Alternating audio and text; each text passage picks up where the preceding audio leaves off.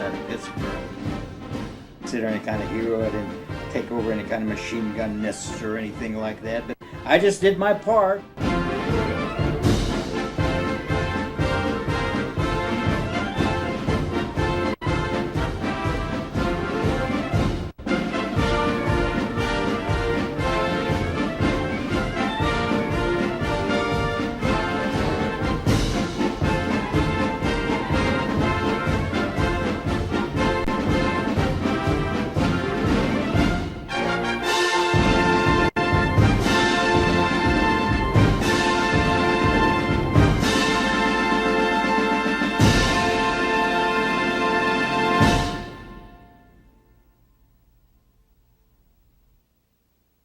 Before I joined the Marine Corps, I just happened to have a picture that my father gave me. He was a veteran of World War I. And a picture was taken over in Germany there, and it was taken by a table, and he was with another group of GIs and so forth, and one was his good friend. His name was John Zaborowski. And they both went into service together. They both went into the Army together, and they were together over there in Europe. For this picture was taken with my father in John Zaborowski. Bob Zaborowski, a good friend of mine, whose picture was taken with my father. Now he surprised me. He knew I was in the hospital, and he was waiting for a ship there. So he comes in the hospital, and that was a big surprise. So I was able to go on liberty because I was able to get up and around. So he and I went out into New York City and made the rounds. So then we got a picture taken together, him and I. So the thing is, the two sons had a picture taken together, and the fathers, they had their pictures together over in France during World War I.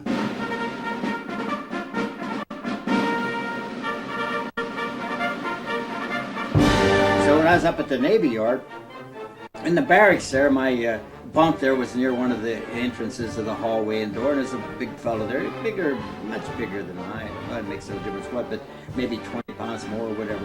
But anyway, he'd always give me a push every time he'd come through there, and I said, hey, knock it off. I said, I'm getting tired of that. Every time you come in here, you give me a push.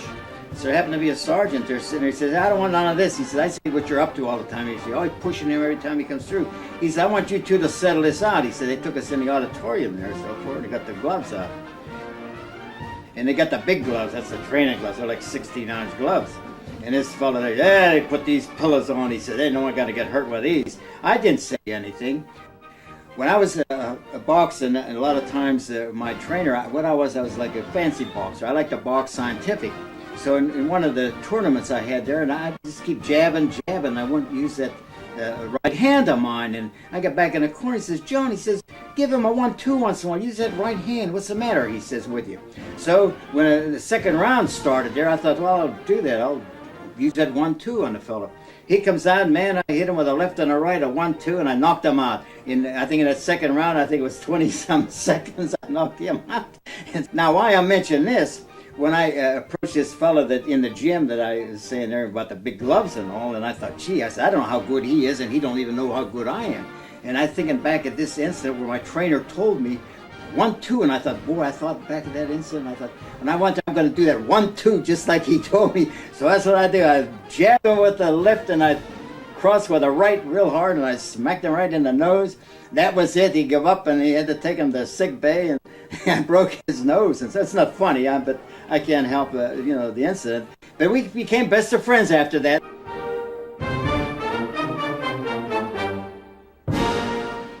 A little interesting incident that happened. Now, when we were in training with the 2nd Marine Division. This is before we went into combat into Saipan and so forth. So everyone had a chance of doing extra guard duty. They'd pick so many men to do guard duty. So then all the men that was for the guard duty, while they took everyone in alphabetic order, and me would be in Zaborowski, why I was the end of the list all the time, and I was left as a supernumerary. See, they didn't assign me to any post. So they needed someone to take another Marine to a court-martial. So the thing is, they give me the orders, and I went over to the stockade and saw the turnkey. A turnkey is like a warden. And I said, I'm supposed to pick up Private so-and-so and take him over to a court-martial. So the thing is, I had the permission. I got him. And when you take anyone out under guard, they have to fold their arms, and then you cradle your rifle or your weapon and so forth, and you stay way behind. And then you get down a company street, everyone gets out of the way. So this big guy there, he was a hardcore fellow. Whatever he was in the stockade for a prison, he deserved it. He just wasn't one of what you'd call the right kind of a guy, and so one of them cocky type persons, I guess I put it.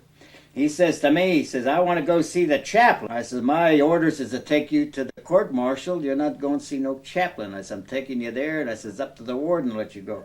He says, well, I'll go anyway.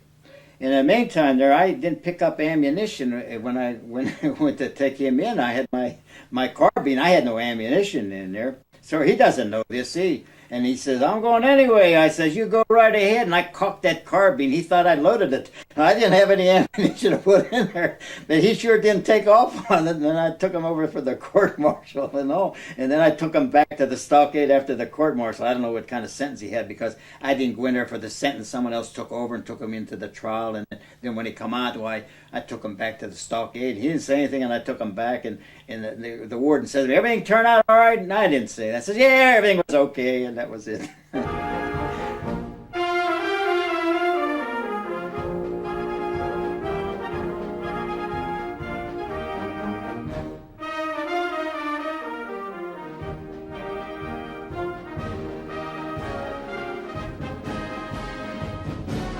They put me in the mortar section as replacements and trained me the operation of the mortar, 60 millimeter mortar. And I got to be pretty good with it. It's not a braggart thing. I mean, I liked it, and I did what I could, and I tried to learn everything I could about that mortar. So the thing is, I was made an assistant gunner. You have a gunner on a mortar, and then you have assistant gunner, and then you have ammunition carrier. So I was worked my way up. That I was next in line for gunner. I was assistant gunner. And what the assistant gunner does, you drop the shell into that tube, and you get your squad leader there. He gives the directions of the yardage and so on, and we have a little chart to go by that tells us how to load to operate the shell and so forth. I don't want to go into details on that, but anyway, you drop the shell in and off she goes. When you drop it, it's like a shotgun shell in that. When it hits the pin, and ploop, it shoots right out.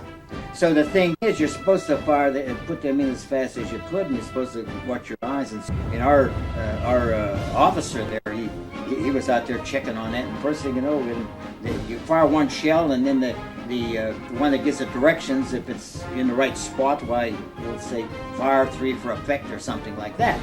So the first shell hit where he wanted it, and he says fire 3 for effect. And I loaded it. It's not a braggart thing. It's just a thing that I could do and develop. And I put them shells in so fast that when they exploded, it went boom, boom, boom, just like a machine gun.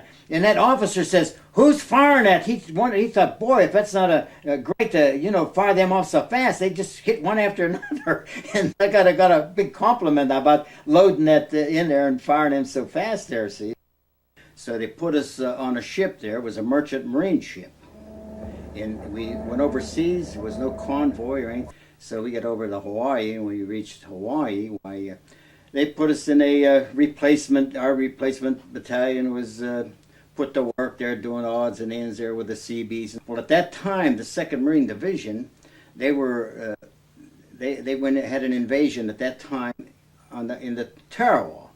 And after that invasion, they were to be shipped over to Hawaii, where we were. So we were with the Seabees. We were making tents and getting everything ready for the 2nd Marine Division when they come in. So we had advanced training, and we were on ships making on maneuvers, making landings of different kinds. And after that, we got back to our camp, and we were told that we were going to make an invasion. Now we had no idea where we were going or what. Put us aboard ships there, and after we're out in the oceans, they tell us we're going to Saipan. Saipan, no one knew anything about Saipan. It was one of the islands over there in the Pacific. So, as we went into Saipan there, the ship that I was on was called the Monrovia. And on that ship, our commandant, or the division general, was on the same ship that I was on, the same landing ship that I was on. And there's all coral there, and you couldn't make any landings in any kind of a landing craft, so they use amphibious tanks. Well, they weren't really amphibious tanks. They were in their amphibious tractors. because the tanks are covered and they're armed with weapons there, but the amphibious tractors, they're open, they're wide open on the top. There's no top, no cover on them. We got into the tractors there while the water was kind of rough, and on the way in, they're shelling us and bombs and whatever, and artillery's hitting all over in the water. A shell hits our amphibious tractor and knocks off the treads. Another shell hits right inside, right amongst all of us there. Everyone was everyone was shot up in there, I'd say slaughtered actually, except 3 of us, mind you, and everyone else was all shot up. So we got out and we had to wade in from out of the tank. We waded in, maybe we was out there 50 yards, something like that, and we waded in under fire and so forth, and we're digging and there's water coming in the foxhole. That's how close we were to the beach. That's how we were pinned down so close. So then after we got settled there, and we decided we had to move in. So we got out of them foxholes and started moving in. And as we moved in and we got to a clearing there, we took some cover here and there, and we got to this clearing. We had to go through this clearing. So I take off to get on the opposite side of the clearing, and a shell hits right in front of me, right up in front of either a mortar shell or artillery shell. I never know what kind, but anyway, I knew the results. But the shrapnel come right up under my helmet, hit me right in the forehead, and I had a piece of shrapnel buried into my skull, right above my left eye. And the shrapnel, there's so much shrapnel there, I got shrapnel through my body, my arms and legs, and so then I was out of it then. I'd come to, and then I'd pass out, and a Marine come by there, and I says, oh, I wanted some water and this and that. So he helped me out, and he says, okay there, mate, and so forth. He says, I'll make you comfortable, and he says, we'll have a corpsman who'll come by and take care of you. But they got me on this ship to give me some emergency treatment on this ship, and so when we got to the island there, the doctor was checking everyone, and he looks at my head there, and he says, who in the heck took care of you? And so forth. As a matter of fact, he says, who in the hell, but I don't like to say that, but he says, who in the hell took care of you? And I says, takes that shrapnel right out of my head at the time while I'm laying there, and it was numbness there, and I had other shrapnel in my body too. He's digging all kind of shrapnel out of my forehead, little pieces, and shrapnel out of my legs and arms, and matter of fact, there's a piece of shrapnel left in my arm, and I dug that out myself 48 years after the shrapnel was in there. I said, I dug it out myself. That's naturally when I was out of the course. Head didn't look too good there. I mean, from that shrapnel in my head, it was all caved in, so forth and so on. So then they shipped us from there to Seattle, Washington. It's the Navy hospital up there in Seattle. And when I got up at the Seattle hospital there, then they started taking care of me, and they said, well, you'll be getting a furlough sometime, but we can't send you home the way you are. Like this, they says to me, is we'll have to do some work on you. What they did there, the time they was going to do the plastic surgery there, well, they gave me in the operating room and so forth, just a local anesthetic it was, and they had to cut through my head. I don't know how to explain that, but they had to stitch it up somehow and stretch the skin. They didn't graft any kind of skin. But the thing is, when they did that morning, and then the next morning I wake up and my eyes is all swelled up and I had black eyes and had like a turban, looked like I was from India or something. But anyway, I took off for the head. Well, the head, I guess everyone knows that's our restroom. And I went in there and I looked in the mirror, my eyes, it's all swelled up, 2 big black eyes. So I thought, well, I'll go down to the mess hall, had a good breakfast, went back into my bed. When I get in there, and the nurse later on comes around and says, you hungry there? You look like you're hungry. I says, I already ate. She says, what do you mean you already ate? I says, I went down to the mess hall and ate. Oh, she got a little angry there. She calls the doctor. He's kind of angry too. He says, listen here, son. He's an older fella, that's why he says, listen here, son. He says, I don't want you getting out of that bed till I let you get out of that bed.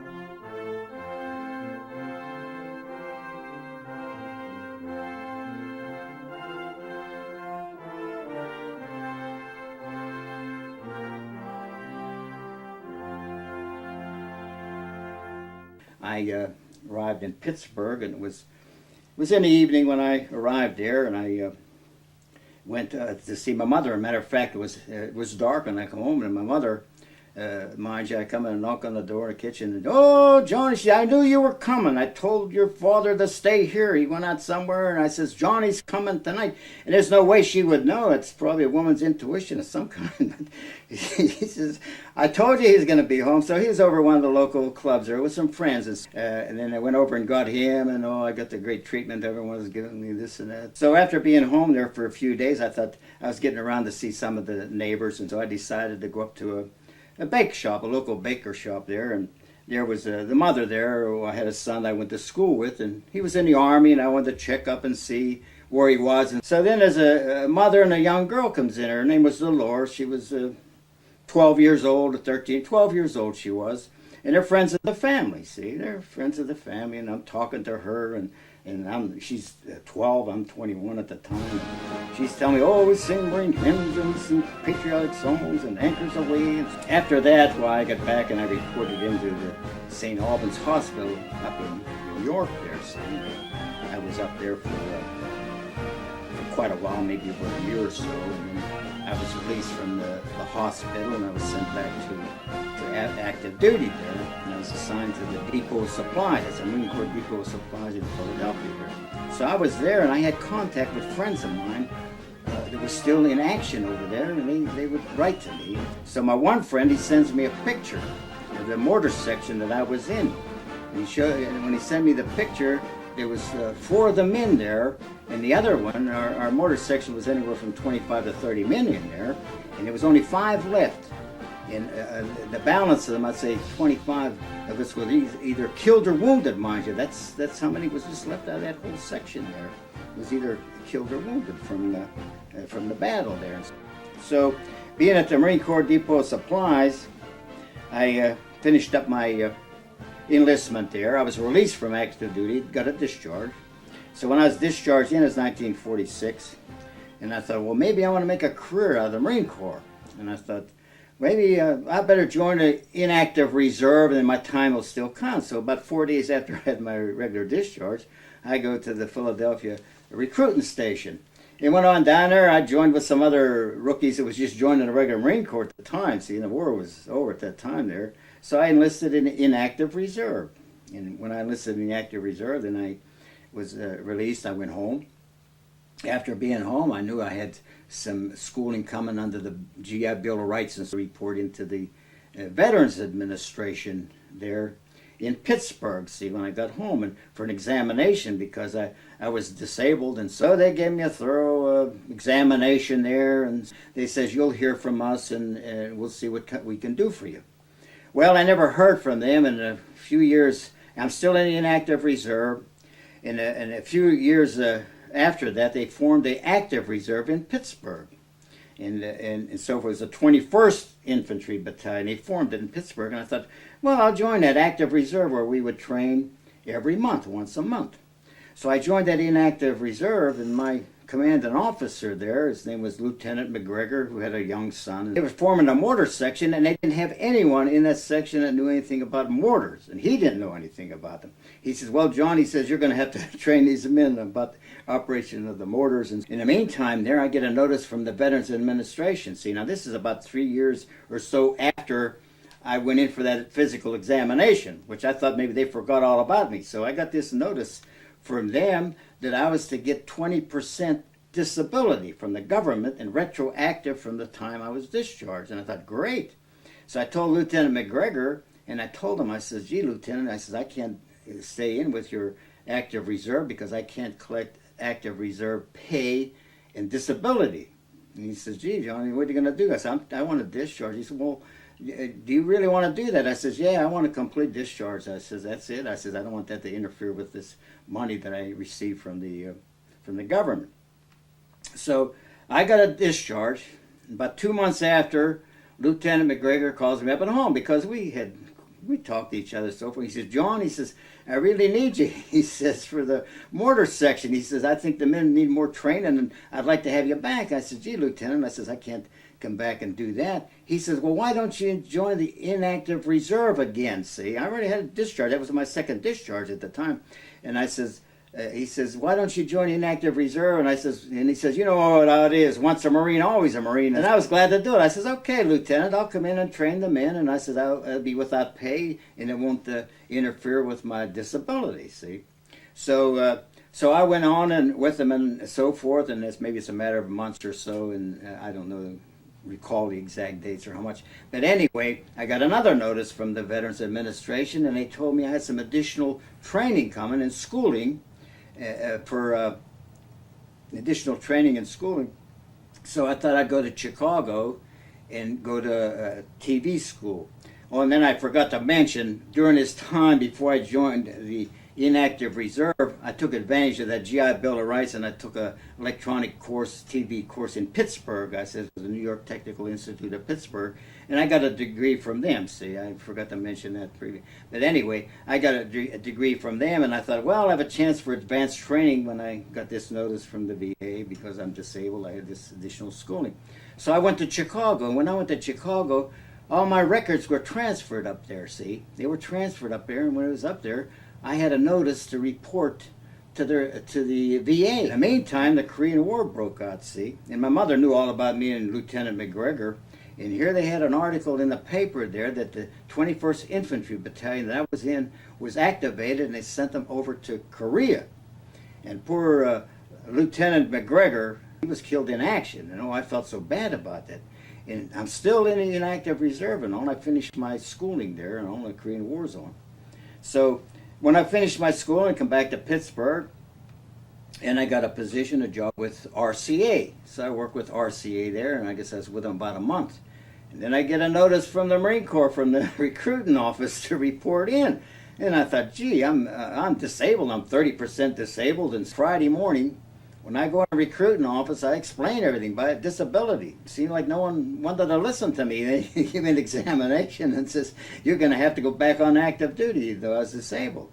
So the thing is, from there, they sent me down the same night, mind you. I went home that morning after being there, and I told my mother I had to go. Well, naturally, my mother was crying like anything because she went all through that when I got shot up. Now, the time way back, when I got all wounded, why she got a telegram when I was wounded the first time and telling them about how the condition I was in, and she thought, gee, she started crying. Why would they want to take my son? And actually back in the service like that, she's crying and everything.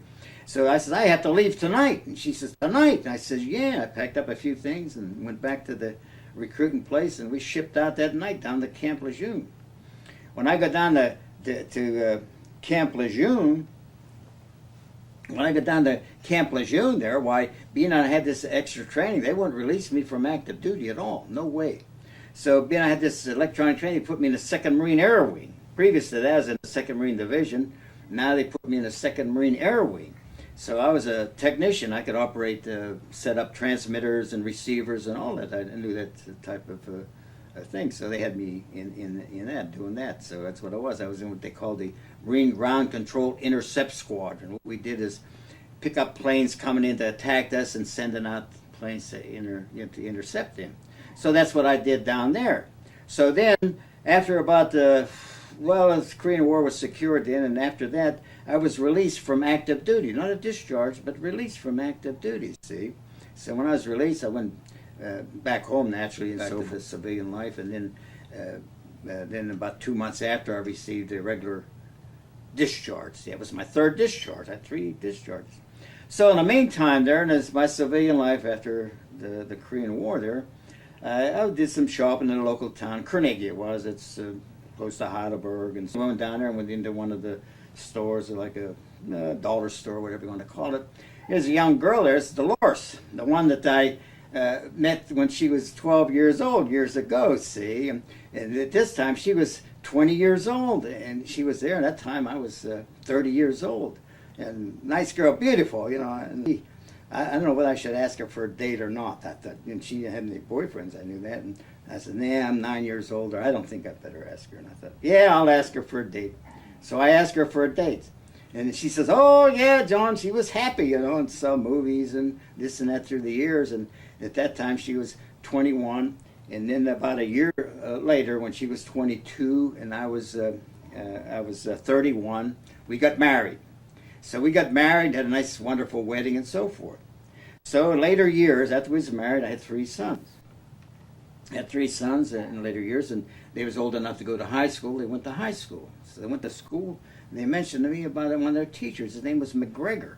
And I says, gee, McGregor, well, I wonder if he's related to Lieutenant McGregor. I just, figured he must be or something. So I go into the school, and I meet McGregor. And he tells me, he says, that was his father that got killed in action that I worked with all that time.